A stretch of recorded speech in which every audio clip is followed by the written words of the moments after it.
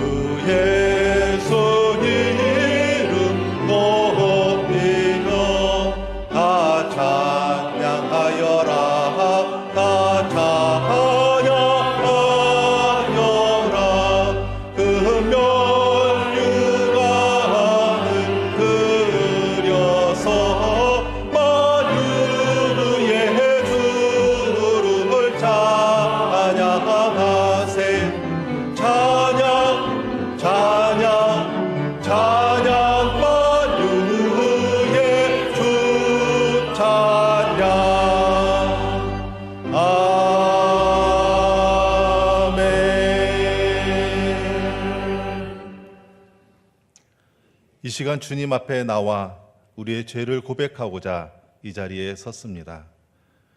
어둠을 밝히시는 창조의 하나님, 공간과 시간을 펼치신 주님께서 당신의 빛나는 형상으로 우리를 빚어주셔서 은혜로 부르시고 손잡아 이끄시며 함께 걸어갈 특권을 허락하신 그 은혜에 감사합니다.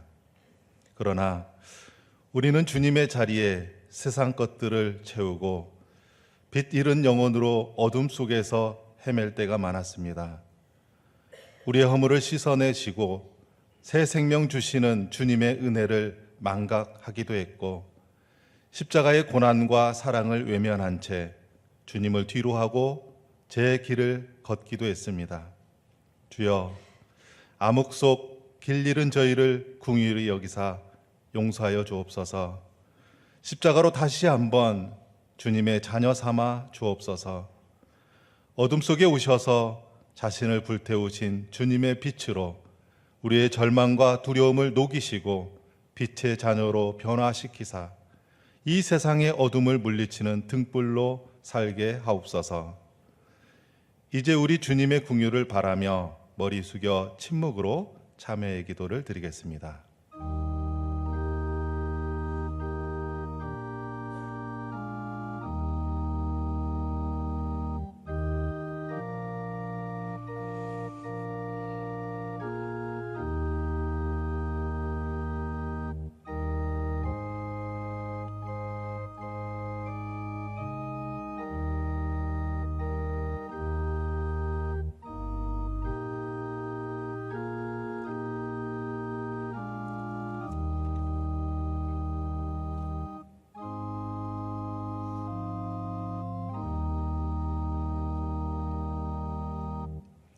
우리 죄를 용서하시는 하나님의 말씀이 여기 있습니다. 하나님께서 우리를 흑암의 권세에서 건져내사 그의 사랑의 아들의 나라로 옮기셨으니 그 아들 안에서 우리가 속량 곧 죄사함을 얻었느니라. 아멘. 성시교독 125번 사순절 두 번째 말씀입니다. 하나님이여, 사슴이 시냇물을 찾기에 갈급함 같이 내 영혼이 하나님 곧 살아계시는 하나님을 갈망하나니 사람들이 종일 내게 하는 말이 내 하나님이 어디 있느뇨 하오니 내 영혼아 내가 어찌하여 낙심하며 어찌하여 내 속에서 불안해하는가.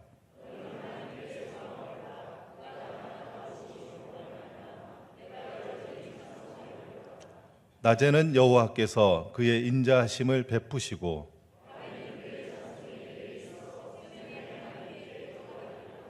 내 반석이신 하나님께 말하기를 어찌하여 나를 잊으셨나이까.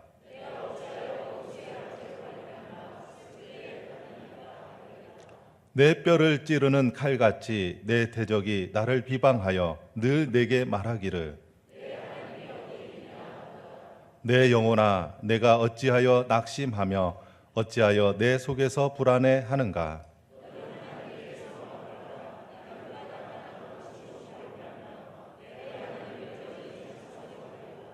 아멘. 나는 전능하신 아버지 하나님 천지의 창조주를 믿습니다. 나는 그의 유일하신 아들 우리 주 예수 그리스도를 믿습니다. 그는 성령으로 잉태되어 동정녀 마리아에게서 나시고 본디오 빌라도에게 고난을 받아 십자가에 못 박혀 죽으시고 장사된 지 사흘 만에 죽은 자 가운데서 다시 살아나셨으며 하늘에 오르시어 전능하신 아버지 하나님 우편에 앉아 계시다가 거기로부터 살아있는 자와 죽은 자를 심판하러 오십니다.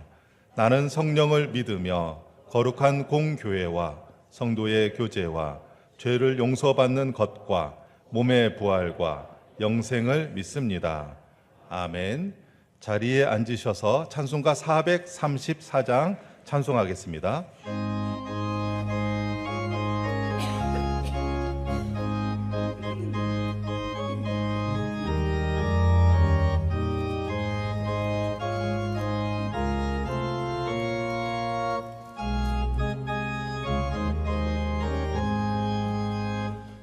귀하신 친구 내게 계시니 나 주 안에 늘 기쁘다. 그 피가 내 죄 씻으셨으니 나 주 안에 늘 기쁘다. 나 주 안에 늘 기쁘다. 나 주 안에 늘 기쁘다. 주 나와 늘 동행하시니 나 주 안에 늘 기쁘다. 주 내 짐 대신 지시었으니 나 주 안에 늘 기쁘다. 그 생명 버려 나를 구하니 나 주 안에 늘 기쁘다. 나 주 안에 늘 기쁘다. 나 주 안에 늘 기쁘다. 주 나와 늘 동행하시니 나 주 안에 늘 기쁘다. 주 은총 매일 내게 더하니 나 주 안에 늘 기쁘다. 그 악한 죄악에서 지키니 나 주 안에 늘 기쁘다. 나 주 안에 늘 기쁘다. 나 주 안에 늘 기쁘다. 주 나와 늘 동행하시니 나 주 안에 늘 기쁘다.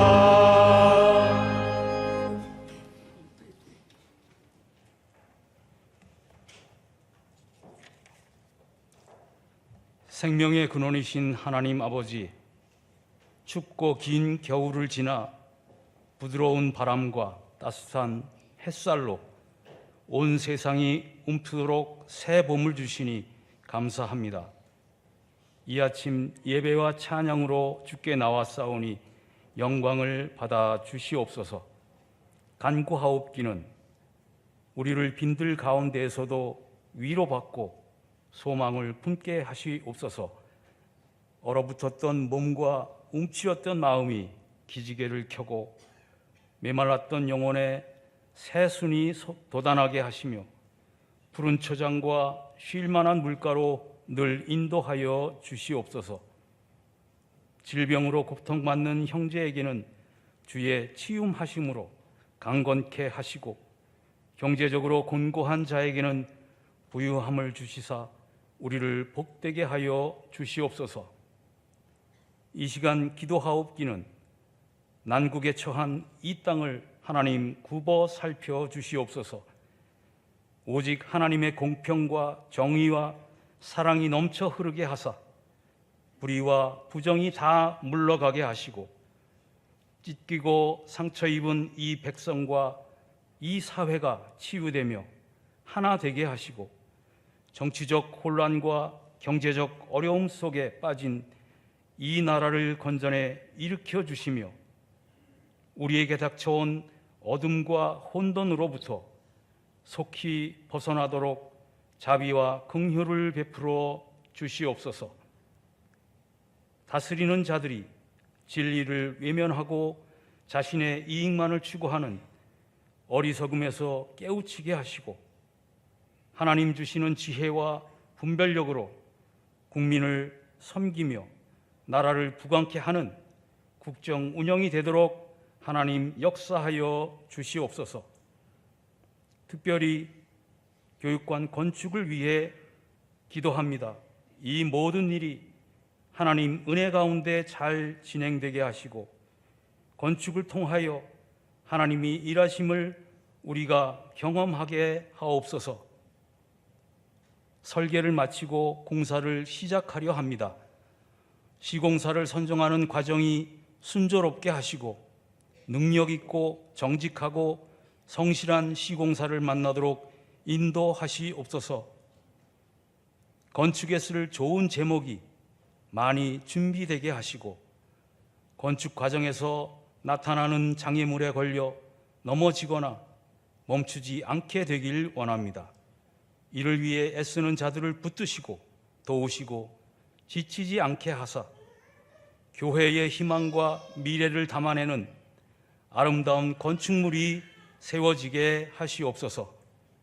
택하여 세우신 이사무엘 담임 목사님을 하나님 강한 오른손과 거룩한 팔로 붙들어 주시옵소서.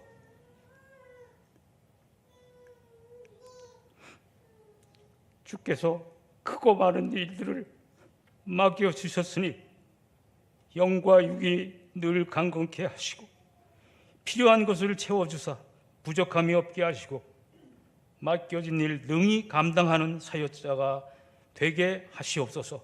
이 시간 말씀 전할 때 성령 충만함을 주사 능력과 권세로 말씀 전하게 하시고 듣는 우리는 깨달아 변화되어 온전한 삶을 살아가도록 이끌어 주시옵소서.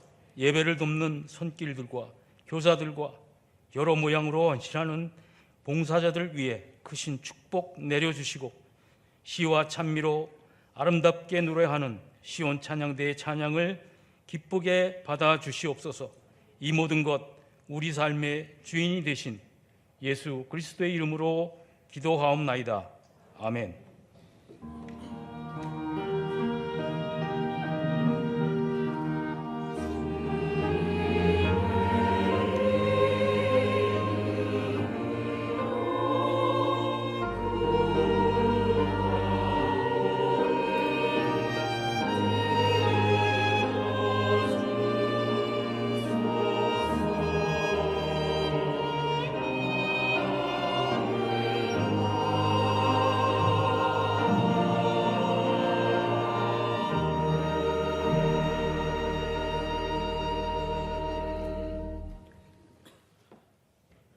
교회 소식을 알려드립니다. 화면과 주보를 참고하시기 바랍니다. 예배 안내입니다. 오늘은 사순절 둘째 주일입니다. 알려드립니다. 세례 입교 안내입니다. 세례 입교식이 4월 13일 주일 사부 예배 시간에 있습니다. 신청은 30일 주일까지 사무실에 해주시기 바랍니다. 건축위원회 전체 회의가 다음 주일 오후 2시 30분에 3교육실에서 있습니다. 이 여전도의 원래회가 다음 주일 3부 예배 후에 제3회의실에서 있습니다. 오늘 처음으로 교회에 나온 아기가 있습니다. 담임 목사님께서 기도해 주시겠습니다. 두 분 다 올라오시죠. 예, 두 가족 다. 한쪽에는 오른쪽, 한쪽에 왼쪽 이렇게. 제 바로 옆에 서십시오. 예.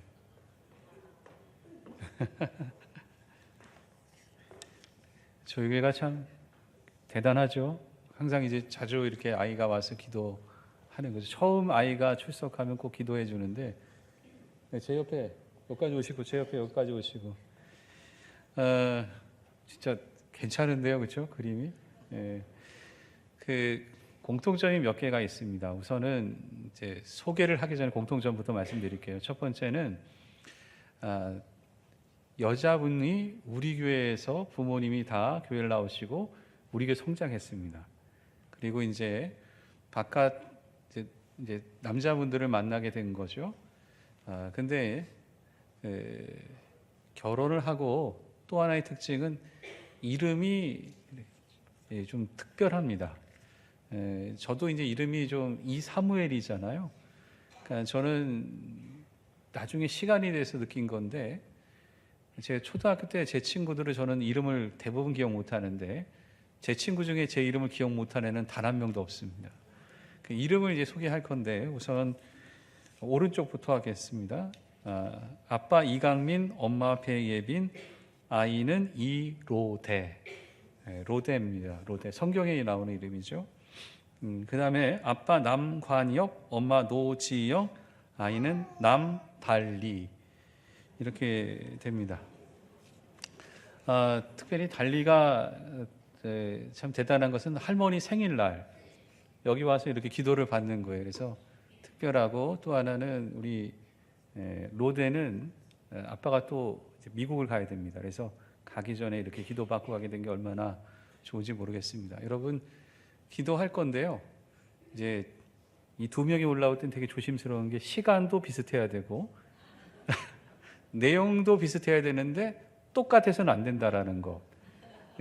정말 엄청 큰 부담감이니까 여러분 들으실 때 시간 재지 마시고 내용 따지지 마시고 제가 마음껏 다해서 기도해 줄 테니까 그렇게 받아주셨으면 좋겠고, 두 분한테는 꼭 말씀드리는 게, 이 아이가 예배당을 처음 나와서 이 말씀이 전해지는 강단에 올라와서 축복의 기도를 받는다라는 것은 귀한 일입니다. 얼마나 좋아요? 혹시라도 결혼하고 처음 나왔는데 마음 밖에서 올라오겠다면 올라오시고, 또 그런 일이 있으면 꼭 소개해서 올라오게 해주십시오.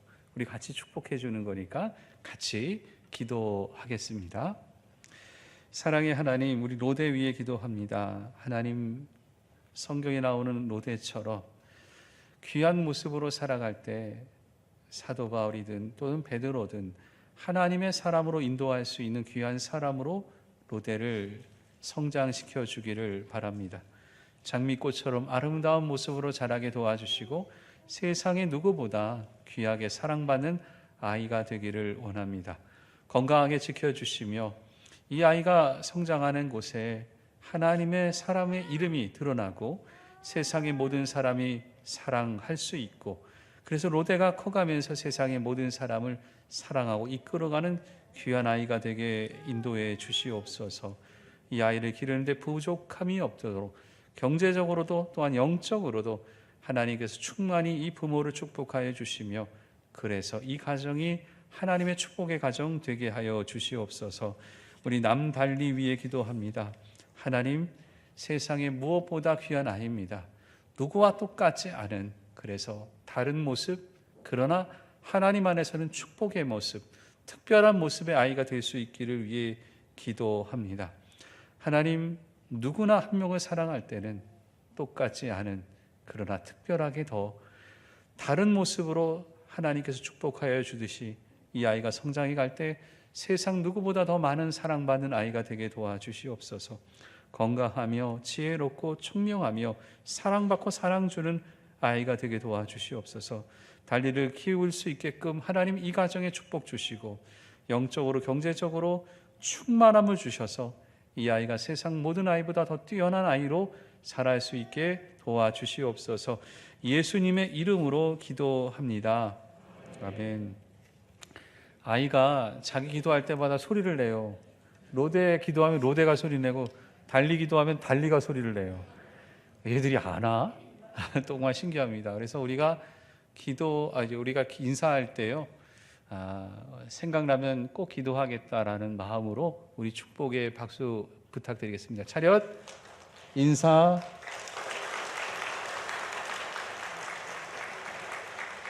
이쪽도. 내려가시죠. 예, 들어가십시오.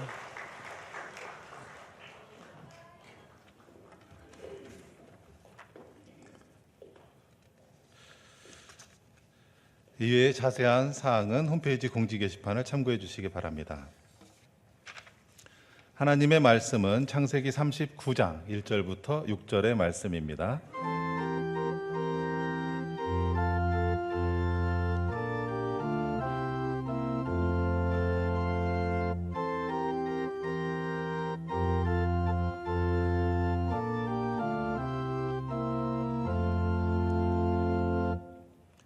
이제 진리의 말씀이신 하나님의 말씀을 봉독하겠습니다. 요셉이 이끌려 애굽에 내려가매 바로의 신하 친위 대장 애굽 사람 보디발이 그를 그리로 데려간 이스마엘 사람의 손에서 요셉을 산이라. 여호와께서 요셉과 함께 하심으로 그가 형통한 자가 되어 그의 주인 애굽 사람의 집에 있으니 그의 주인이 여호와께서 그와 함께 하심을 보며 또 여호와께서 그의 범사에 형통하게 하심을 보았더라. 요셉이 그의 주인에게 은혜를 입어 섬김에 그가 요셉을 가정 총무로 삼고 자기 소유를 다 그의 손에 위탁하니 그가 요셉에게 자기의 집과 그의 모든 소유물을 주관하게 한 때부터 여호와께서 요셉을 위하여 그 애굽 사람의 집에 복을 내리심으로 여호와의 복이 그의 집과 밭에 있는 모든 소유에 미친지라. 주인이 그의 소유를 다 요셉의 손에 위탁하고 자기가 먹는 음식 외에는 간섭하지 아니하였더라. 요셉은 용모가 빼어나고 아름다웠더라. 아멘.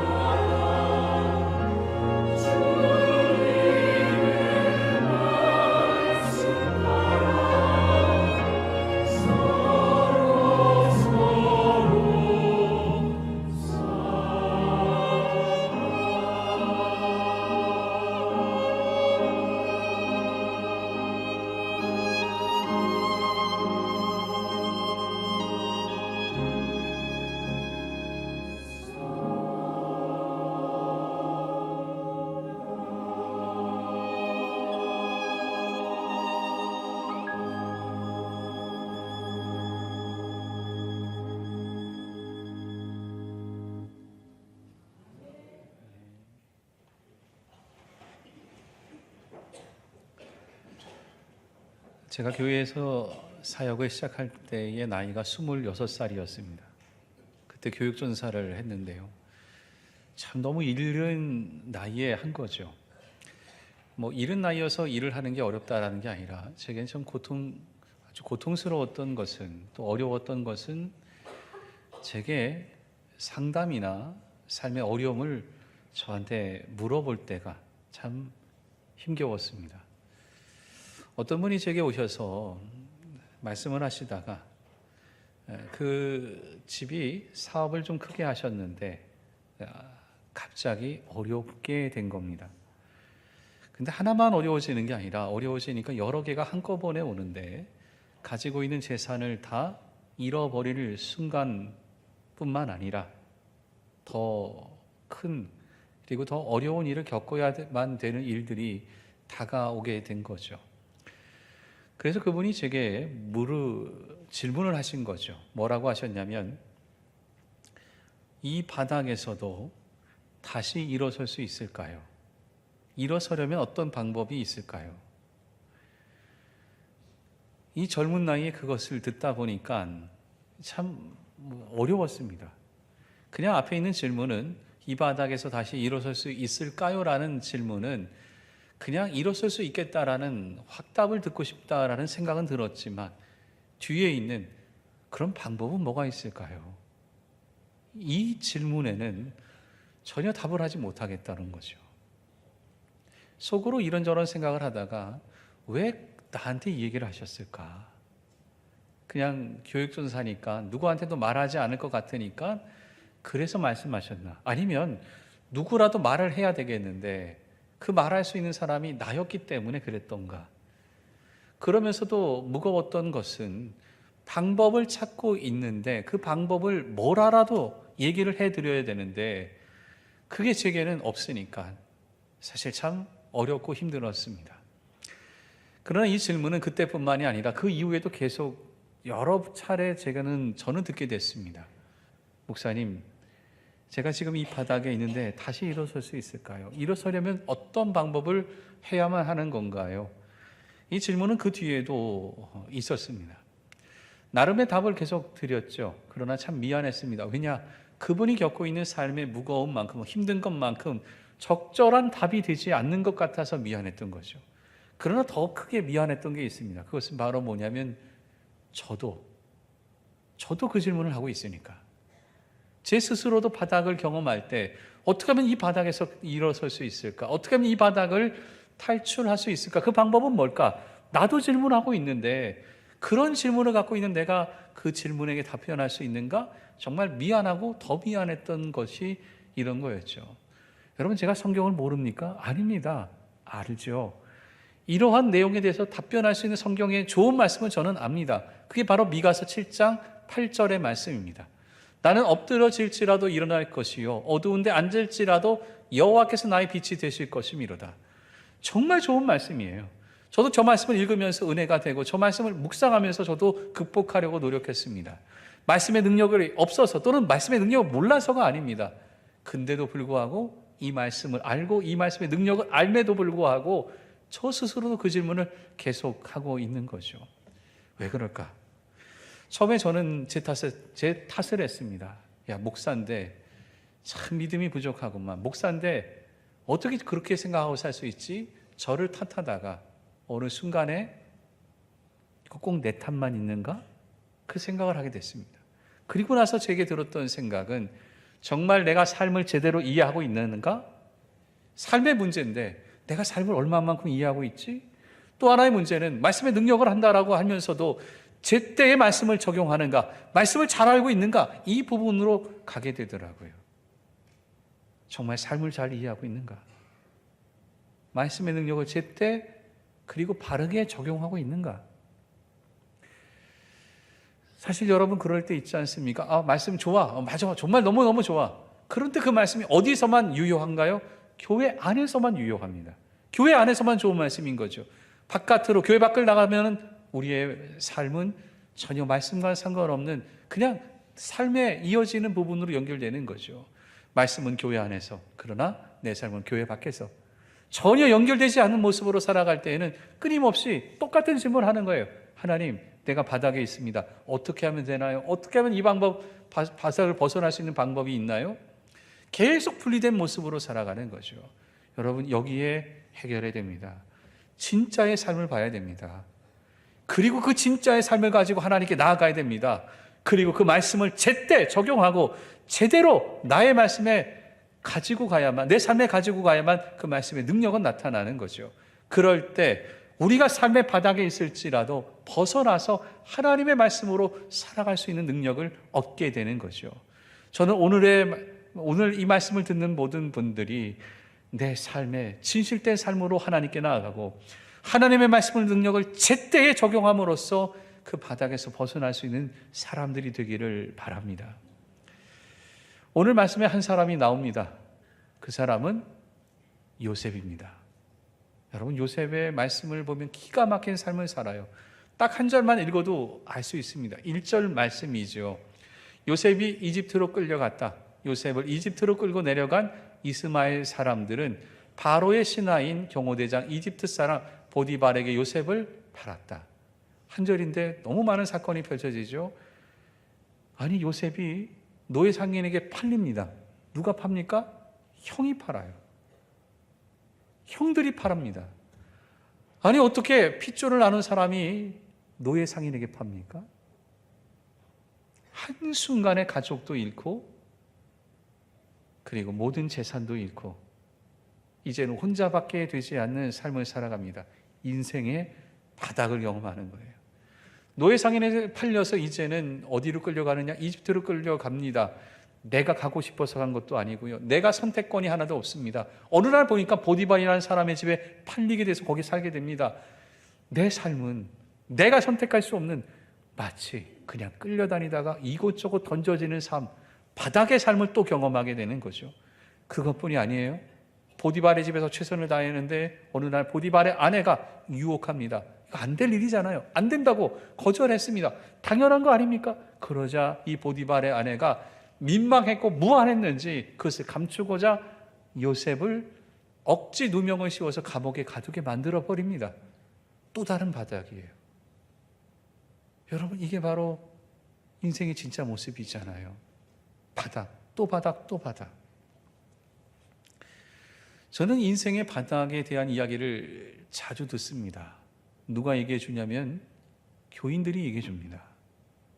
자신이 겪고 있는 바닥의 이야기를 말씀해 주세요. 듣다 보면은 이런 얘기를 꼭 하세요. 목사님, 언제까지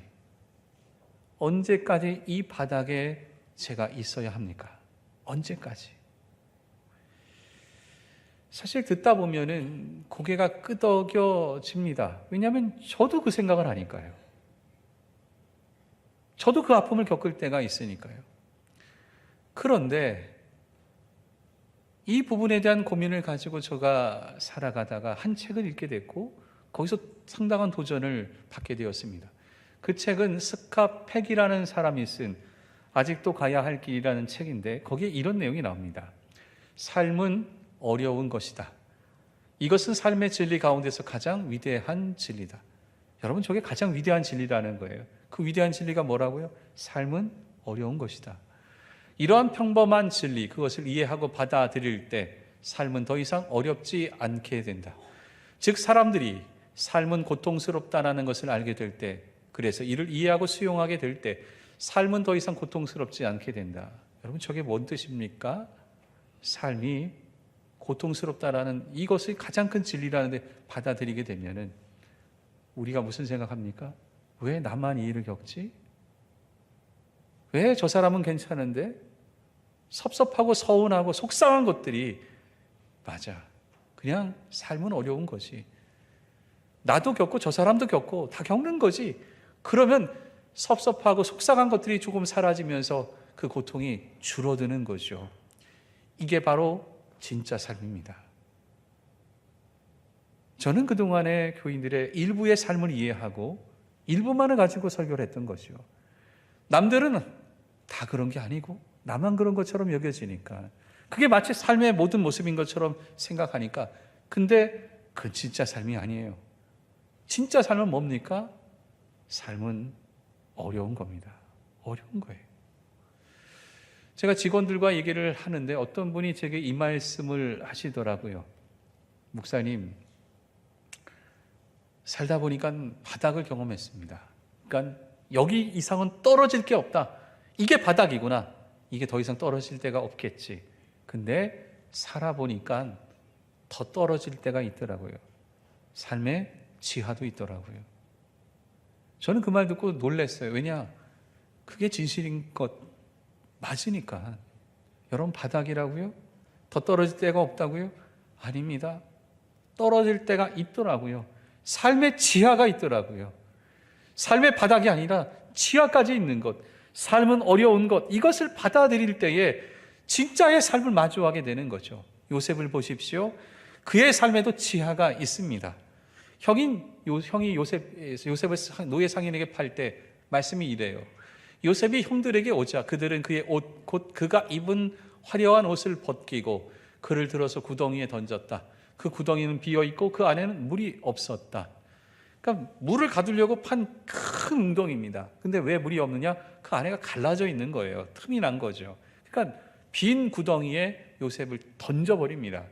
그래서 나중에 거기 가뒀다가 노예 상인에게 팝니다. 여러분, 지하 이게 다가 아닙니다. 보디발도 요셉에게 지하를 선사해요. 요셉의 주인은 보디발이죠. 요셉을 잡아서 감옥에 가두었다. 이집트의 감옥이든 또는 그 당시 중동의 감옥은 어디에 만드느냐? 지하를 파고 거기에 감옥을 만들었습니다. 지하에 파고. 왜냐? 관리하기가 쉽거든요. 위에만 살짝 덮는 것. 그러니까 철장도 위에만 살짝 놓으면 되니까 거기 다 지하를 팝니다. 그리스에 가면 빌립보라는 도시가 가게 되는데 거기 가면 사도 바울이 감옥에 갇혔던 그 감옥 터가 볼 수 있게 만듭니다. 근데 가면은요, 보기 편하게 1층처럼, 그러니까 평지에서 보게끔 만들어주는데 실제는 뭐냐? 위에서 봐야 되는 겁니다. 지하에 원래는. 그게 감옥입니다. 그러니까 지하에 던져버린 거죠. 이게 바로 요셉의 인생이에요. 여러분, 이게 실제의 삶입니다. 그리고 우리가 살아가는 인생은, 삶은 바닥뿐만이 아니라 지하까지 있는 것, 이게 실제의 삶인 거죠. 저는 목회를 하면서 참 많은 바닥을 경험했습니다. 근데 바닥만 경험하는 게 아니라 지하도 경험하더라고요. 하나님의 은혜를 저는 많이 체험했어요. 그래서 제가 맡은 부서, 제가 가는 교회마다 참 부흥을 많이 경험했어요. 기쁘더라고요. 신나고 더 열심히 일했죠. 게다가 지금보다도 더 젊었으니까 건강도 자신이 있었습니다. 그런데 바닥은 정말 가까이 있더라고요. 어느 정도 가깝냐면 이게 여기 있었어? 여기 이렇게 가까웠어? 할 만큼 바닥을 금방 경험하는 거예요. 경제적인 바닥도, 건강의 바닥도, 영적인 바닥도, 설교의 바닥도 금방 경험합니다. 여러분, 바닥 하나 경험하잖아요? 또 금방 옆에 또 생겨요. 지하를 경험하잖아요. 또 다른 지하를 경험하게 됩니다. 왜냐? 사람은 하나에만 딱 있는 게 아니라 다양한 것을 살고 다양하게 영향을 서로 주기 때문에 그렇습니다. 제가 영적인 지하를 경험할 때 느꼈던 것은 뭐냐? 저는 말씀을 너무 좋아합니다. 저는 성경 너무 좋아하고 말씀을 그래서 읽는 걸 되게 좋아하는데 성경이 고통스러워지더라고요. 지하에 있으면 혼자밖에 없고 아무도 없는데 섭섭하고 서운한 것뿐인데 내 안에 채워지는 게 없는데 주일이 되면은 말씀을 전해야만 하는 거예요. 채워진 건 없는데 꺼내야 되는 거죠. 이거는 그냥 고통 그 자체예요. 영적인 암흑 속에서, 영적인 지하에서 겪는 고통인 거죠. 그때 제 입에서 나왔던 말이 이거였습니다. 왜 나에게 이런 일이 일어날까? 더 솔직하게 얘기하자면 왜 나만 이런 일을 겪을까? 왜 나만? 그 상황에서 말씀을 묵상하고 또한 앞에 있는 책을 읽다가 깨닫게 된 거죠. 그렇구나. 사람은 다 바닥이 있구나. 바닥의 위치와 종류가 다를 뿐 누구나 다 바닥을 경험하며 살아가는구나. 사람은 깊이가 다를 뿐 누구나 다 지하를 경험하며 살아가는구나. 이게 진짜 인생이구나. 그리고 난 다음에서부터 제 모습이 조금씩 달라지기 시작했습니다. 그것은 바로 뭐냐? 또 다른 바닥과 또 다른 지하를 경험하는 것 반드시 제게는 올 겁니다. 앞으로 살아가면서요. 사실 그것을 생각하면 두렵기도 합니다. 그러나 달라진 것은 뭐냐? 멈추지 않습니다. 멈추지 않아요. 그게 진짜 인생이니까. 그게 진짜의 삶이니까. 그렇게 살아갈 때에 또 다른 일이 내게 다가올 것을 아니까요. 그리고 하나님이 그때 또 다른 은혜를 주실 것을 알고 있으니까. 여러분, 가짜 인생에는 하나님의 말씀이 적용할 수 없습니다. 진짜 인생만이 하나님의 말씀을 적용할 수 있는 것이요. 여러분의 진짜 인생을 가지고 하나님께 나아가십시오. 여러분이 어렵고 힘들어가는 것을 가지고 주님께 나아가십시오. 그 진짜 인생에 하나님은 진짜의 말씀을 여러분에게 전해주십니다. 여러분, 내 진짜 인생을 알다 보면은 또 다른 것들을 경험하게 되죠. 그것은 바로 뭐냐? 말씀의 능력은 뭘까? 왜 말씀은 어디에 있는가? 하나님은 도대체 뭘까? 사실은 앞에 있는 고민들을 얘기하다 보면은 그 고민을 얘기하신 분들, 앞에서 말씀드렸죠. 왜 내게 이런 일이, 왜 내가 이런 바닥을, 언제 이 바닥에서 벗어나는가? 이 질문을 하다 보면은 또 다른 질문을 제게 던집니다. 그것이 바로 뭐냐면, 내가 이 바닥에 있는데 하나님은 어디에 있습니까? 내가 이 지하에 있는데 하나님은 뭐 하고 계시는 건가요? 같이 들어요. 똑같이 듣습니다. 여러분, 이 얘기는 뭡니까? 바닥을 살아가고 있을 때 하나님이 어디에 있는 이야기는 하나님이 없다라는 말이잖아요. 내가 이 지하에 있는데 하나님 뭐 하시냐는 얘기는 하나님이 아무것도 안 한다는 얘기잖아요. 없는 것, 안 하시는 것, 이게 그분들의 얘기고, 사실 저도 그런 생각이 들 때도 있었으니까. 정말 과연 그런가요? 바닥에는 하나님이 없고 지하에는 아무것도 하나님이 안 하시는가? 여러분, 2절과 3절의 말씀에 이렇게 나오지요. 주님께서 요셉과 함께 계셔서 앞길이 잘 열리도록 그를 돌보셨다. 여러분, 그를 돌보셨다는 우리 성경에는 형통케 하셨다라고 말합니다. 요셉은 그 주인 이집트 사람의 집에서 살게 되었다. 그 주인은 주님께서 요셉과 함께 계셔서, 똑같죠? 똑같은 반복입니다. 요셉이 하는 일마다 잘 되도록 주님께서 돌보신다는 것을 알았다. 여러분, 2번이나 반복해요. 바닥에 살아가는 요셉에게 어떻게 합니까? 하나님이 함께 계십니다. 어디에 있냐가 아니라 거기에 하나님이 계시는 겁니다. 그리고 아무것도 안 하는 게 아니라 그를 돌보십니다. 이게 우리 하나님이에요. 사실 힘들 때 왜 하나님이 나를 이 바닥에 내려놨는가 얘기합니다. 물론 하나님이 내려놓으실 수 있죠. 그럴 가능성도 있습니다. 근데 그러면 하나님의 무슨 또 다른 계획이 있겠죠. 그런데 이 내 인생의 바닥에 내려갈 때에 주로 누가 만드느냐? 내가 만듭니다. 내가 나 때문에 바닥에 내려가잖아요. 이거 자업자득이에요. 그러나 때로는 더 많은 것을 경험하는 것은 뭐냐? 남이 나를 바닥에 내려꽂게 만듭니다. 요셉이 형들 때문에 가듯이. 여러분, 다니엘 보십시오. 사자굴에 들어갔습니다. 자기가 들어가게 한 것도 아니고 하나님이 들어가게 한 것도 아닙니다.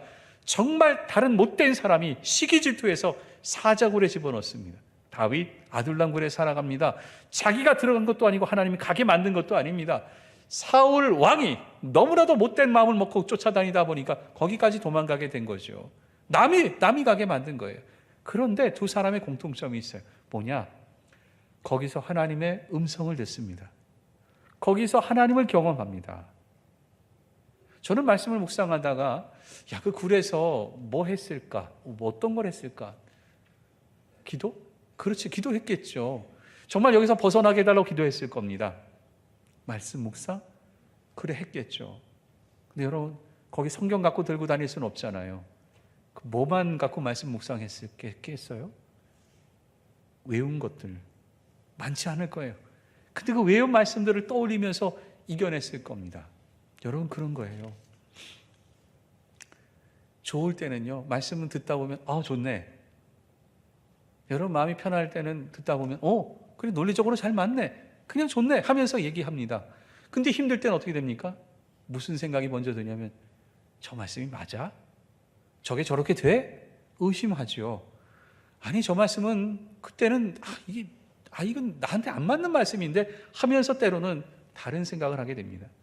그런데 정말 바닥을 경험하고 있을 때 또 다른 생각이 우리에게 듭니다. 뭐냐? 말씀을 묵상하다 보면 하나님, 이 말씀이 내게 이루어지게 해 주십시오. 이 말씀이 꼭 나에게 이루어지게 해 주십시오. 이 말씀은 믿고 안 믿고를 떠나서 간절하게 다가설 때가 있습니다. 이게 바로 바닥에 있을 때입니다. 그렇게 말씀을 자꾸 외치다 보면 어느새인가 끝나지 않을 것 같은 이 바닥의 삶이 다 지나간 것을 경험하게 되는 거죠. 여러분, 이게 바로 주님이 함께 계시고 주님이 돌보시는 요셉, 바닥에서 만나는 하나님인 거죠. 인생의 바닥을 살고 계십니까? 그때가 하나님이 가장 필요할 때입니다. 그때가 하나님이 가장 필요할 때. 바닥에 있는 요셉을 주님이 찾아가시고 함께 계시고 그를 돌보셨던 것, 내 인생의 바닥이 하나님이 가장 필요할 때인 거죠. 이때에 내게 말씀이 주어지는 것을 경험하셔야 되는 거죠. 이게 바로 하나님을 만날 때입니다. 여러분, 그러면 지하에 있을 때는 어떨까요? 요셉이 지하에 있을 때의 삶이 성경에 이렇게 나옵니다. 요셉이 감옥에 갇혔으나 주님께서 그와 함께 계시면서 돌보아 주시고, 또 똑같은 말씀이잖아요. 바닥에 있을 때 주님이 함께 계시고 주님이 돌보아 주시고, 근데 한 구절이 더 있어요.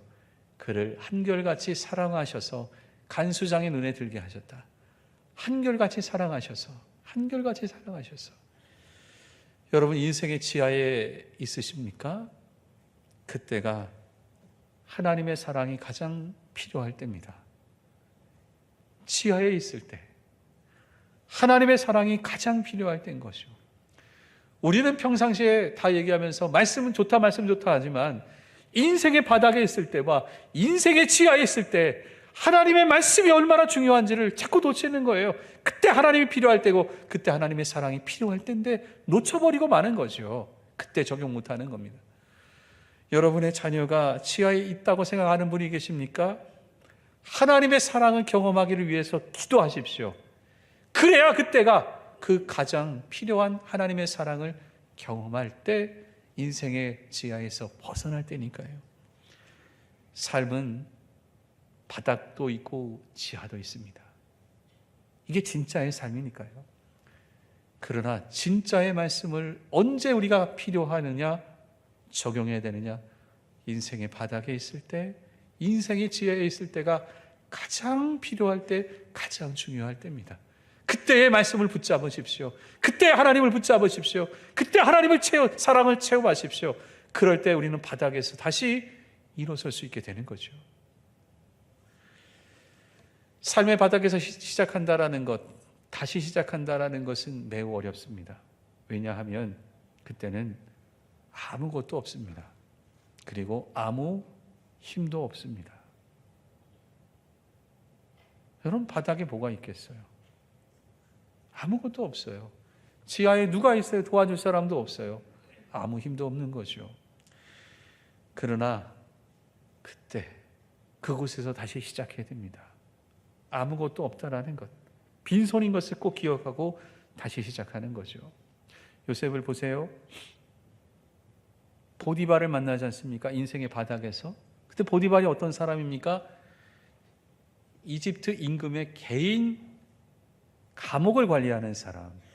그러니까 이건 뭐냐? 아주 비밀리에 모든 것을 진행하는 사람이거든요. 현재로 말하자면 국정원 원장인 겁니다.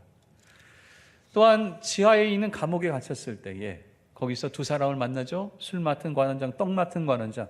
술 맡았다라는 게 뭐죠? 연회입니다.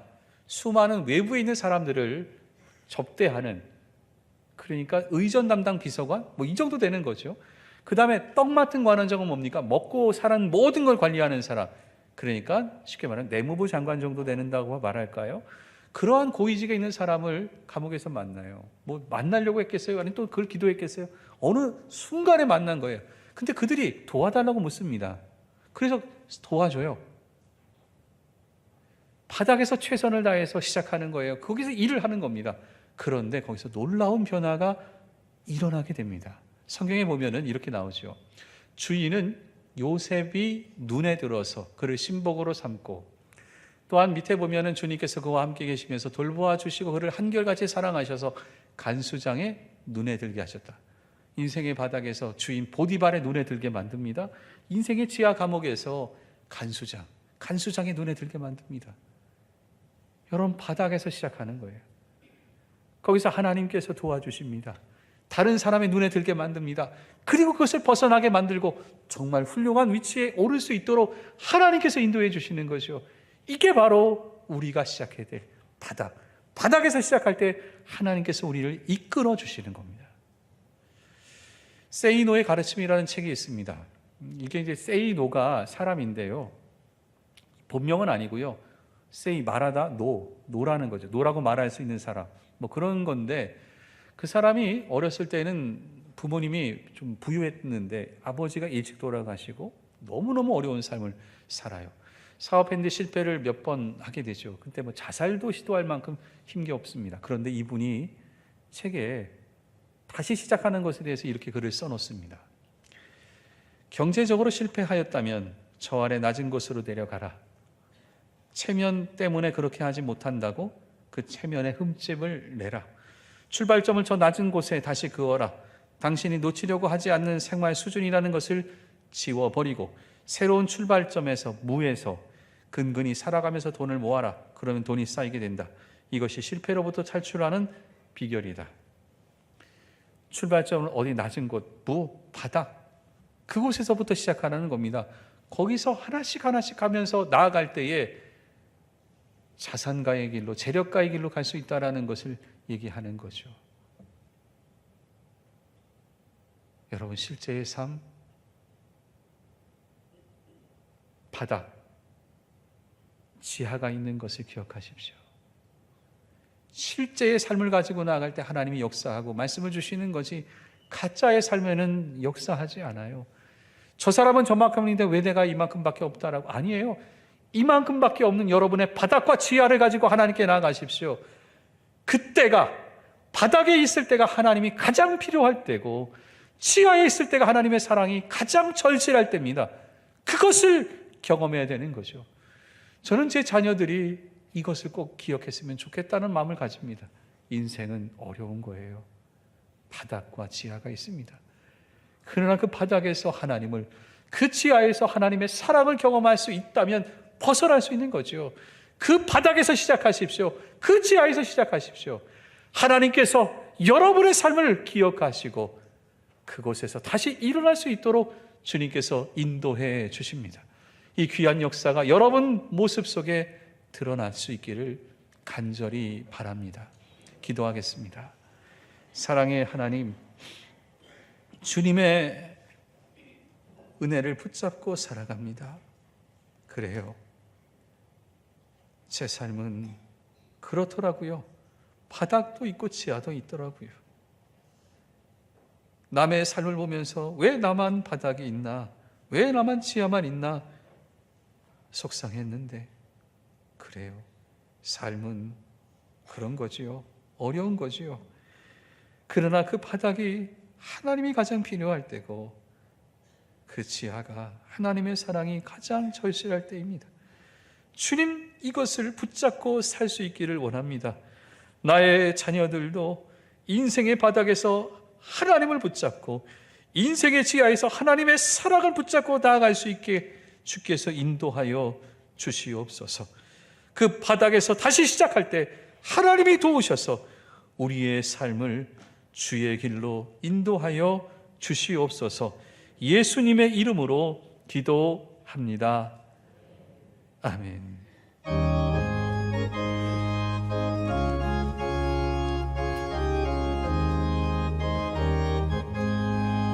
내 영혼이 은총 입어 주한 죄짐 벗고 보니 슬픔 많은 이 세상도 천국으로 가하도다. 할렐루야 찬양하세. 내 모든 죄 사함 받고 주 예수와 동행하니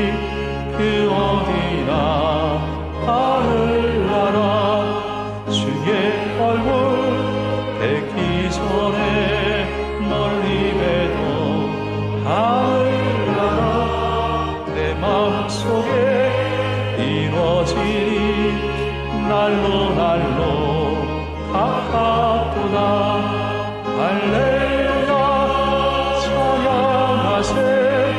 내 모든 죄 사함받고 주 예수와 동행하니 그 어디나 하늘나라.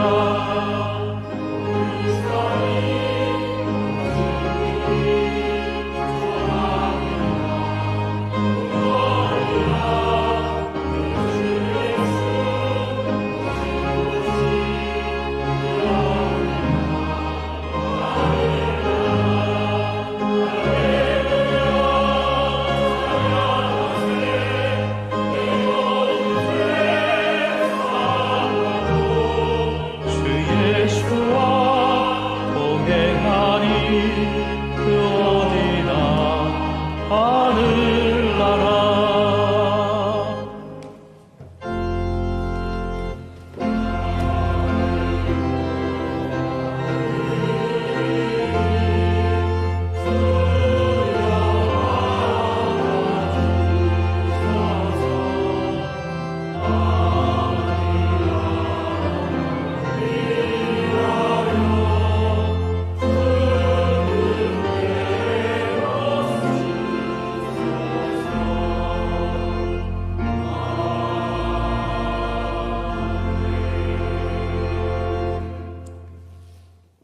사랑의 하나님, 이 예물을 주님께 드립니다.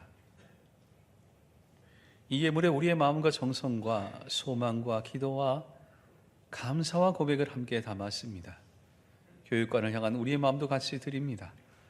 주님이 기뻐 받아 주시고 주님께 드릴 것 더 풍성한 삶으로 인도하여 주시옵소서. 이제는 우리 주 예수 그리스도의 은혜와 하나님 아버지의 그 크신 사랑하심과 성령의 교통하심이 머리 숙인 하나님의 귀한 백성들 머리 위에, 그들의 가정과 산업 위에, 이 나라와 교회의 미래 위에 영원히 함께 없으기를 간절히 축원하옵나이다.